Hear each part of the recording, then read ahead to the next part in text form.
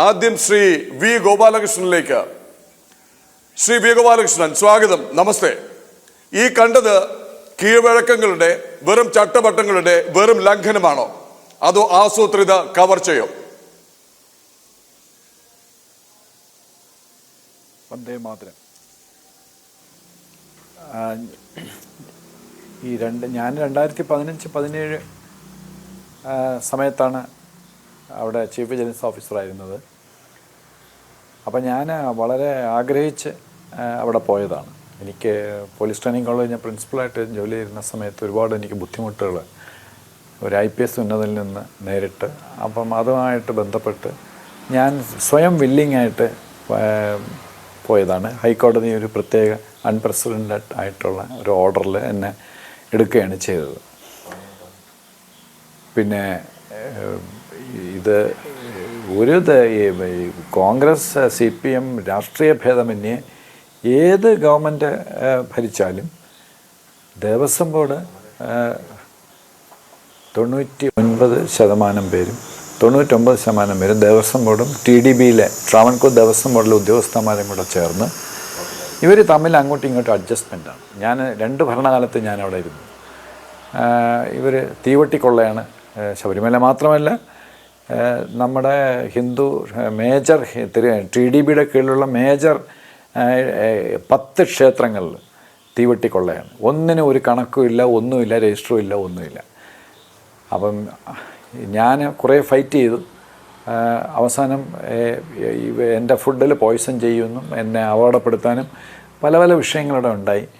പിന്നെ എനിക്ക് നേരത്തെ കിട്ടിക്കൊണ്ടിരുന്ന സപ്പോർട്ടും ഇല്ലാതായി. അപ്പോൾ പിന്നെ ഞാൻ സ്വയം വില്ലിങ്ങായിട്ട് ഇനി ഞാനിവിടെ നിൽക്കുന്നില്ല എന്ന് പറഞ്ഞ് എഴുതി കൊടുത്തു പോയതാണ്.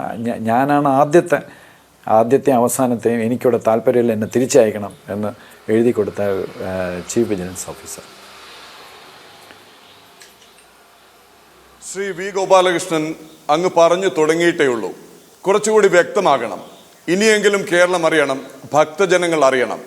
എന്തായിരുന്നു അങ്ങ് ഇവരുടെയൊക്കെ കണ്ണിലെ കരടായത്? എന്തൊക്കെയായിരുന്നു അങ്ങയുടെ ശ്രദ്ധയിൽപ്പെട്ടത്? എന്തൊക്കെ ക്രമക്കേടുകളാണ് അങ്ങ് ചൂണ്ടിക്കാട്ടാൻ ശ്രമിച്ചത്?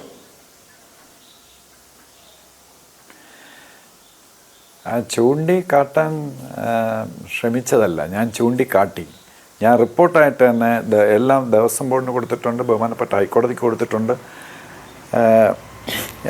ഞാൻ ഈ വിജിലൻസ് എന്നൊക്കെ പറഞ്ഞാൽ 1256 അമ്പലങ്ങൾ നോക്കാനായിട്ട് ആകെ ഒരു SPയും ഒരു SI, വേറെ ആരുമില്ല. ഇത് ഹെർക്കൂലിയൻ ടാസ്ക് അല്ലേ? Is it possible? അപ്പം ഞാൻ വിചാരിച്ചു എന്നാൽ ഏറ്റവും കൂടുതൽ വരുമാനം റവന്യൂ കിട്ടുന്ന ശബരിമലയിലാണ്, എന്നാൽ ശബരിമലയിൽ തന്നെ ക്യാമ്പ് ചെയ്യാമെന്ന് വിചാരിച്ചു. അങ്ങനെ ശബരിമലയിൽ മാസത്തിൽ 10, 15, 20 ദിവസം എനിക്ക് പിന്നെ തോന്നുമ്പോഴൊക്കെ ഞാൻ അവിടെ പോകുമായിരുന്നു. അപ്പം ഞാൻ ആദ്യം ശ്രദ്ധിച്ചത് ഇവിടുത്തെ റവന്യൂ, അയ്യപ്പൻ സ്വാമിക്ക് വരുന്ന റവന്യൂ എവിടെയാണ് ചോർച്ച എന്നുള്ളതാണ് ഞാൻ എൻ്റെ ശ്രദ്ധയിൽ പോയത്. അപ്പോൾ ആദ്യം ഞാനിതെല്ലാം ചുറ്റി നടന്ന്, എനിക്കൊന്നും അറിഞ്ഞൂടാത്ത പോലെ ചുറ്റി നടന്ന്, അന്ന് ഞാൻ അവിടെ പല ചീഫ് വിജിലൻസ് ഓഫീസറും വന്നിട്ടുണ്ടല്ലോ, ഇനി ഇയാളെന്തോന്ന് ഇവിടെ കാണിക്കാൻ പോകുന്നത് എന്നുള്ളൊരു മനോഭാവമാണ് അവർക്ക് ഭയങ്കര കോൺഫിഡൻസാണ്. ഏത് രാഷ്ട്രീയ പാർട്ടിയിൽ അവർക്ക് സ്വാധീനമുണ്ട്, TDB ഉദ്യോഗസ്ഥന്മാർക്ക്. അപ്പം ഞാൻ ആദ്യം എനിക്ക് മനസ്സിലായി ഇത് റവന്യൂ, ഈ ഭണ്ഡാരത്തിലിടുന്ന പൈസയും സ്വർണവും വെള്ളിയും അയ്യപ്പന് കിട്ടുന്ന ഇതാണ് മോഷ്ടിച്ചുകൊണ്ട് പോകുന്നത് എനിക്ക് മനസ്സിലായി. അപ്പം ഞാൻ ഭണ്ഡാരത്തിൽ ആദ്യമായിട്ടൊരു ചീഫ് വിജിലൻസ് ഓഫീസർ അയ്യപ്പൻ്റെ പൂങ്കാവനം ഭണ്ഡാരം, അത് താഴെയാണ്, സാങ്ക്ടം സാങ്ക്ടോറത്തിൻ്റെ താഴെയാണ്, അവിടെ ആരും പോകാറില്ല. അഥവാ പോകാൻ ശ്രമിച്ച ഇവന്മാർ പറഞ്ഞു പേടിപ്പിക്കും, അത് അയ്യപ്പൻ്റെ ശാപമാണ്, അവിടെ ഇറങ്ങാൻ പാടില്ല, പോലീസുകാർക്ക് കാര്യമൊന്നുമില്ല. അപ്പോൾ ഞാൻ പറഞ്ഞ എവിടെ മോഷണമുണ്ടോ അവിടെ പോലീസുകാർ വരും, അത് ഞങ്ങൾ നോക്കട്ടെ എന്ന് പറഞ്ഞ് ഞാൻ ബലമായിട്ട് അവിടെ ഇറങ്ങിയപ്പോൾ ഒരു ദിവസം എൻ്റെ ഓർമ്മ ശരിയാണെങ്കിൽ 85 ലക്ഷം 90 ലക്ഷം, ചിലപ്പോൾ ഈ ഉത്സവ സമയത്ത് നമ്മുടെ മണ്ഡലം മകരവിളക്ക് സമയത്ത് 1.25 കോടി വരെ ദിവസം കളക്ഷനുണ്ട്. അപ്പോൾ ഞാനിതെല്ലാം മൊത്തം നോക്കി. 200 പേരും നിരന്നിരുന്ന് തുപ്പൽ തൊട്ട് പിന്നെ ഗ്ലാസ്സിൽ വെള്ളം വെച്ച്, അതൊന്നും സാധ്യമല്ല. അതെന്തിനാണ് അവരത് ചെയ്യുന്നതെന്ന് എനിക്ക് മനസ്സിലായി, അത് ഓയത്താനാണ്. അങ്ങനെ ഇവന്മാർ എണ്ണി കെട്ടി റബ്ബർ ബാൻഡ് ഇട്ട് മാറ്റി വയ്ക്കുകയാണ്. അപ്പോൾ 200 പേരുണ്ട്, ആരും അവിടെ നോക്കാനൊന്നുമില്ല, ഒരു പോലീസുകാരും പോലും ഇല്ല. ദേവസ്വം ഗാർഡുണ്ട്, പിന്നെ ഒരു പൂപ്പ് പിടിച്ചൊരു ക്യാമറയുണ്ട്, ഇത്ര തന്നെ. അപ്പോൾ എനിക്ക് നേരത്തെ പ്രയർ ഇൻഫർമേഷൻ ഉണ്ട്. ഇവന്മാർ ദിവസം 20 ലക്ഷം 25 ലക്ഷം 15 ലക്ഷം കെട്ടായിട്ട് ധനലക്ഷ്മി ബാങ്കുകാരുടെ ഉന്തുവണ്ടി ഇത് കളക്ട് ചെയ്യാൻ വരും, ഈ റവന്യൂ. അതിനകത്ത് ഇട്ടിട്ട് ഇത് ട്രിവാൻഡ്രത്ത് ട്രാവൻകൂർ ദേവസ്വം ബോർഡിൽ കൊടുക്കും, അത് അവരെ ഏൽപ്പിക്കും തന്നെ. അവർക്ക് വേറെ നിവൃത്തിയില്ല. അല്ലെങ്കിൽ അന്നത്തെ 900 കോടി ഡെപ്പോസിറ്റ് ഇപ്പം ഞങ്ങൾ മാറ്റും, കാനറ ബാങ്കിന് കൊടുക്കും, അല്ലെങ്കിൽ വേറെ ഏതെങ്കിലും ബാങ്കിന് കൊടുക്കുമെന്ന് പറഞ്ഞ് ഭീഷണിപ്പെടുത്താം. അതുകൊണ്ട് അവർക്ക് വേറെ നിവൃത്തിയൊന്നുമില്ല. അത് ഇവിടെ TDB ഹെഡ് ക്വാർട്ടേഴ്സിലെത്തിക്കും. അത് നമ്മുടെ TDB എനിക്ക് ആർക്കൊക്കെ അറിഞ്ഞുകൂടാ, അത് വീതം വെച്ച് പോകും. ഒരു ദിവസം ആവറേജ് 15 ലക്ഷം. പിന്നെ ഈ ശബരിമലയിൽ കാണിക്കയായിട്ട് കിട്ടുന്നില്ല, അതൊക്കെ രജിസ്റ്ററിൽ ചേർക്കണം, അങ്ങനെ ചെയ്യണം ഇങ്ങനെ ചെയ്യണം, ഒന്നുമില്ല. അന്ന് ക്യാമറ സിസ്റ്റമൊക്കെ ഉണ്ട്, അതൊന്നും അവിടെ ഇംപ്ലിമെൻ്റ് ചെയ്തത് കണ്ടില്ല. ഞാൻ പിന്നെ അവിടെ ഞാൻ എന്താ ചെയ്യുന്നത് പറഞ്ഞാൽ ഈ DGM അന്നത്തെ സീനിയർ ഓഫീസറാണ്, എനിക്ക് തോന്നുന്നു ശ്രീകുമാരൻ നായരായിരുന്നു തോന്നുന്നു. അദ്ദേഹം ഒരു സാധു മനുഷ്യൻ. ഞാൻ അദ്ദേഹത്തെ വിളിച്ചിട്ട് ഞാൻ എൻ്റെ ഓഫീസിൽ വിളിച്ചു വരുത്തിട്ട് ഞാൻ പറഞ്ഞു 2 ആഴ്ചക്കകത്ത് 15 ദിവസം സമയം തരുന്നു. ഞാൻ അങ്ങയുടെ ഈ കാര്യങ്ങളൊക്കെ പറഞ്ഞു, നിങ്ങളെപ്പറ്റി ഇങ്ങനെ അലിഗേഷനുണ്ട്, പൈസ കടത്തുന്നു. പക്ഷെ അദ്ദേഹം തിരിച്ചൊരു അക്ഷരം പറഞ്ഞില്ല, ഇങ്ങനെ തലയും താഴ്ത്തി എല്ലാം കേട്ടുകൊണ്ടിരുന്നു. 2 ആഴ്ചക്കകത്ത് ഇവിടെ ഹൈ ഡെഫിനിഷൻ ക്യാമറ വയ്ക്കണം. കൈ കൊണ്ട് എണ്ണാൻ പറ്റില്ല, കൈ കൊണ്ട് എണ്ണുമ്പോഴാണല്ലോ ഇത് ഉയർത്തുന്നത്. കൈ കൊണ്ട് ആരും തൊടേണ്ട കാര്യമില്ല. പിന്നെ ഈ ഇവിടെ മെയ്ഡ് ഇൻ ജർമ്മനി, അന്ന് ഞാൻ എൻ്റെ അന്വേഷണത്തിൽ മെയ്ഡ് ഇൻ ജർമ്മനി ആയിട്ടുള്ള ഹെവി ഡ്യൂട്ടി കൗണ്ടിങ് മെഷീൻസ് ഉണ്ട്. അത് സാധാരണ നമ്മുടെ ബാങ്കിലൊക്കെ കാണില്ല, ചെറുതാണ് ബാങ്കിലുള്ള. അത് വേണമെന്ന് പറഞ്ഞു. 6 or 7 ഞാൻ ചോദിച്ചു. പിന്നെ അത് രണ്ടും അവർ 10 ദിവസത്തിനകത്ത് ഒരാഴ്ചയ്ക്ക് അത് സന്നിധാനത്ത് എത്തിച്ചു. ഹൈ ഡെഫിനിഷൻ ക്യാമറ എല്ലായിടത്തും വെച്ചു. സന്നിധാനത്ത് അതിന് വലിയ സിനിമാസ്കോപ്പ് സ്ക്രീൻ വെച്ചു. അരവണ ഏറ്റവും കൂടുതൽ ആളുകൾ കൂടുന്ന സ്ഥലമാണ് അരവണ ഡ്യൂട്ടി, അവിടെ സ്ക്രീൻ വെച്ചു. പിന്നെ എനിക്ക് എൻ്റെ മൊബൈൽ ഫോണിൽ ദേവസ്വം ബോർഡ് ചെയർമാന് മുറിയിൽ, എൻ്റെ മുറിയിൽ, സ്പെഷ്യൽ കമ്മീഷണറുടെ മുറിയിൽ ഇതിനുള്ള എല്ലാ സംവിധാനവും ചെയ്തു. അവർ എന്താ പറയുക, ഒരു കോയിൻ മാറ്റിയ നമ്മളപ്പോൾ അറിയുന്നല്ല, അതെല്ലാവരും നോക്കിക്കൊണ്ടിരിക്കുകയാണ്. അവിടെ എനിക്ക് കൊണ്ട് 10 ലക്ഷം 15 ലക്ഷം ആളുകൾ കൂടെയില്ലേ മിനിമം, അവരെല്ലാം ഇത് നോക്കിക്കൊണ്ട് നിൽക്കുകയാണ്. അപ്പോൾ അത് കംപ്ലീറ്റ് ചോർച്ച അടച്ചു. അതിൻ്റെ കൂട്ടത്തിൽ എപ്പോഴും ഈ ക്യാമറ നമ്മൾ നോക്കിയിരിക്കാൻ പറ്റില്ലല്ലോ. ഞാൻ എന്താ എന്ന് പറഞ്ഞു കഴിഞ്ഞാൽ 50 പോലീസുകാർ, യങ് പോലീസുകാർ, അതായത് 5 വർഷം സർവീസൊന്നും ആവാത്ത, അപ്പം അവർ കള്ളത്തരമൊന്നും പഠിച്ചിട്ടില്ലാത്തൊരു സ്റ്റേജായിരിക്കും. 50 SIP KAP പോലീസുകാരെ വേണമെന്ന് പറഞ്ഞ് ഞാൻ റിക്വസ്റ്റ് ചെയ്തു. അപ്പോൾ ഒരു IPS ഉന്നതൻ, ഇപ്പോൾ അങ്ങനെ പല ചാനലിൽ ഓടി നടന്ന് ഞാനാണ് അയ്യപ്പനെ രക്ഷിച്ചതെന്നൊക്കെ അദ്ദേഹം ക്ലെയിം ചെയ്യുന്നുണ്ട്. അദ്ദേഹം അന്ന് വളരെ പവർഫുൾ പോസ്റ്റിലിരിക്കുകയാണ്. അദ്ദേഹത്തിൻ്റെ ശല്യം കാരണമാണ് ഞാൻ ശബരിമല പോയത്. ഇങ്ങേരെ അവിടെ പുറകെ വന്ന് ഈ 50 പോലീസുകാരെ തരാൻ പറ്റില്ല എന്ന് പറഞ്ഞു. പക്ഷേ ഞാൻ അന്ന് തോട്ടത്തിൽ B രാധാകൃഷ്ണൻ സാറാണ് ഭയങ്കര സ്ട്രോങ് ആയിട്ട് ഇത് മോഷണം തടയണമെന്നൊക്കെ ഉള്ള ഇതിൽ അന്ന് ദേവസ്വം ബെഞ്ച് അദ്ദേഹം സ്ട്രോങ് ആയിട്ട് നിന്നു. ഹൈക്കോടതി വരട്ടിയുണ്ട്.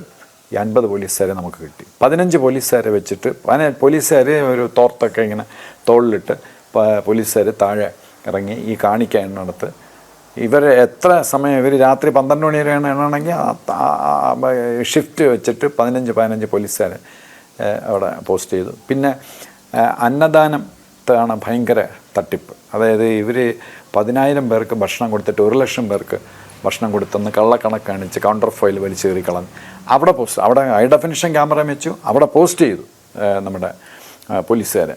പിന്നെ 1500-1600 രൂപയ്ക്ക് ശബരിമലയിലെ ഒരു ഉന്നതൻ, അയാൾക്ക് കോടിക്കണക്കിന് രൂപ അയാൾ സ്വത്തുണ്ടാക്കി, അയാളുടെ ബിനാമിയിലായിട്ട് ഈ റൂം ബുക്ക് ചെയ്യും ഗസ്റ്റ് ഹൗസിൽ. എന്നിട്ട് ഈ റൂമിനെ എനിക്ക് ഒരു സോഴ്സ് വഴി ഞാൻ അവിടുന്ന് പോയ ശേഷമാണ് ഞാനിത് അറിഞ്ഞത്. ഞാൻ മലേഷ്യ വെച്ചാണ് അറിഞ്ഞത്. മലേഷ്യൻ തമിഴന്മാർക്ക് ഈ ശബരിമല മണ്ഡലകാലത്തും ഈ മകരവിളക്ക് സമയത്തുമുള്ള last days, January 14 up to 20th വരെ ഉള്ള ആ ദിവസങ്ങളിലേക്ക് ഒരു ദിവസം 4 ലക്ഷം രൂപ വെച്ച് കളക്ട് ചെയ്യും അപ്പോൾ അത് IPS അല്ല സോറി ഈ ഇദ്ദേഹമാണ് ഈ ശബരിമല TDBയിൽ അന്നത്തെ അയാൾ ഓൾ ഇൻ ആളായിരുന്നു. അയാൾ ഫയൽ ഉണ്ടാക്കും, ഞാൻ ഹൈക്കോടതിക്ക് കൊടുത്തത് ഇങ്ങനെയാണ്, he creates files and he himself will solve the file or disposes the file എന്ന് പറഞ്ഞാണ് ഞാൻ ഹൈക്കോടതിയിൽ ദേവസ്വം ബോർഡ് പ്രസിഡൻറ്റിനും എല്ലാം ഞാൻ കൊടുത്തിട്ടുണ്ട്. പിന്നെ പല പല കലാപരം എന്തൊക്കെ നോക്കാൻ പറ്റുമോ അതെല്ലാം എന്നെക്കൊണ്ട് ഒരു മനുഷ്യന് സാധ്യമാവുന്ന രീതിയിൽ ഒരു SPയും ഒരു SIയും കൂടെ ചേർന്ന് ചെയ്യാവുന്നതെല്ലാം മാക്സിമം ചെയ്തിട്ടുണ്ട്. പിന്നെ ഉള്ളത് ശർക്കര ഓൾ പർച്ചേസ്, അത് ഇന്നതൊന്നുമില്ല. ശബരിമലയിലും ബാക്കിയുള്ള ക്ഷേത്രങ്ങളിലെ മേജർ ഇൻകമുള്ള ക്ഷേത്രങ്ങളിലെ ശർക്കര പർച്ചേസ്, ഉദാഹരണം എൻ്റെ ഓർമ്മ ശരിയാണെങ്കിൽ 44 ലക്ഷം കിലോ ശർക്കരയാണ് ഞാൻ അവിടെ ചെല്ലുന്നതിന് തൊട്ട് മുമ്പുള്ള വർഷം വാങ്ങിയത്. അപ്പം അതിനകത്ത് 50 പൈസ 1 രൂപയോ 2 രൂപയോ കൂട്ടിയ ഇൻറ്റു 44 ലക്ഷം. ഇത് നെയ്യ്, മറ്റേ കാഷ്യൂ എല്ലാം എവ്രിതിങ് ഇവർ പൈസ അടിക്കും. പിന്നെ അവിടെ എനിക്ക് കൈവയ്ക്കാത്ത എനിക്കൊരു കുണ്ഠിതം തോന്നിയത് അത് മാത്രമേ ഉള്ളൂ. പക്ഷേ എന്നെക്കൊണ്ട് അത് സാധിക്കില്ല. അവിടുത്തെ പ്രോജക്ട്സ്, ഉദാഹരണം മറ്റേ സീവേജ് ട്രീറ്റ്മെൻറ്റ് പ്ലാന്റ് എന്ന് പറഞ്ഞാൽ കോടിക്കണക്കിന് രൂപ ചിലവൊക്കെ, അതൊരു IAS ഓഫീസറായിരുന്നത് ഹെഡ് ചെയ്യുന്നത്. ആ IAS ഓഫീസറെ പിടിക്കാനായിട്ട് ഞാൻ പറഞ്ഞ ശേഷം ഈ ഹൈക്കോടതി നടപടികൾ എടുത്തിരുന്നു. പക്ഷേ പിന്നെ ഒന്നും ഞാൻ കേട്ടില്ല. അപ്പോൾ പൈസ പോയത് പോയി. പിന്നെ എന്താ സംഭവിച്ചതെന്ന് എനിക്ക് അറിഞ്ഞുകൂടാ. പിന്നെ ശബരിമല എന്ന് പറയുന്നത് പിന്നെ ഇംഗ്ലീഷിലൊരു ചൊല്ലുണ്ട്, ഈ നമ്മൾ മലയാളത്തെ കാമധേനു എന്ന് പറയും. അപ്പം ഞാൻ ഇത് പറയാനാണ് താല്പര്യം. അതായത് it's a pagoda tree, you shake the tree, take as much as money you need എന്നാണ്. അപ്പോൾ ശബരിമലയിലെ എല്ലാ കാര്യങ്ങളും പിന്നെ പൈസയാണ്. അവിടെ നമ്മുടെ IPSകാരുണ്ട്, IASകാരുണ്ട്. അവർക്ക് അവിടെ ശബരിമലയായിട്ട് ഒരു ബന്ധവുമില്ല. പക്ഷെ എന്നാലും അവരവിടെ പൂച്ച മീൻകടയിൽ നിന്ന് കറങ്ങും പോലെ ഇങ്ങനെ അവിടെ ഇങ്ങനെ കറങ്ങിക്കൊണ്ടിരിക്കും. ഇപ്പം അവിടെയുള്ള അന്ന് ആ സമയത്ത് ഒരു IPS ഉന്നതൻ, വേറൊരു DIG റാങ്കിലുള്ള ഉദ്യോഗസ്ഥനാണ്.